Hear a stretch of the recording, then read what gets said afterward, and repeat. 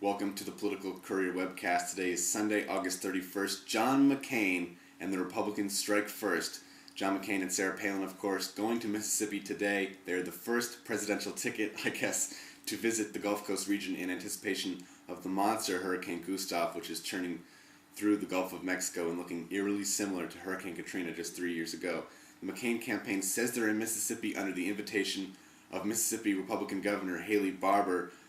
But you know, this trip really does open up the ability for the McCain campaign to say they were there first.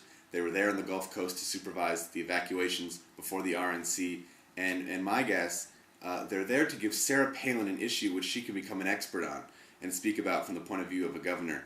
Palin is technically the commander of the Alaskan National Guard, and though she has never had to deal with a national disaster, especially of the magnitude that we could see here on the Gulf Coast, Palin would do well to talk about the role of governor in a national disaster, and that could give her a little more credibility.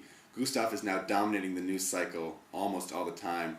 RNC officials say the convention will go on in St. Paul next week, but I wouldn't be surprised if the schedule is tightened up a little bit, things are postponed, and the speakers definitely a lot less enthusiastic. The ball is in the Republicans' court now, though, with their convention theme being country first, and they will be careful not to put political festivities above dealing with a national disaster.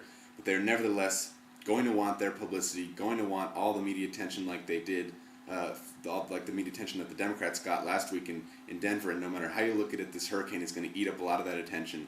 So definitely some interesting politics going on in the Twin Cities as the RNC comes closer. Meanwhile, the Democrats are out of the picture for now. If you remember, Joe Biden and Obama stepped out just briefly enough on Friday to say Sarah Palin is a heartbeat away from the presidency. She's not fit for this job, especially behind the 72-year-old McCain. Biden and Obama have since continued their campaigning, but have sort of stepped out of the public spotlight now. They must be loving the fact that the national media has really gobbled up that heartbeat away from the presidency line and are taking it to the bank without Obama and Biden having to do anything. That's the last you'll hear from me before I'm at the RNC tomorrow morning in St. Paul. That's the Political Courier Webcast for Sunday, August 31st. Take care.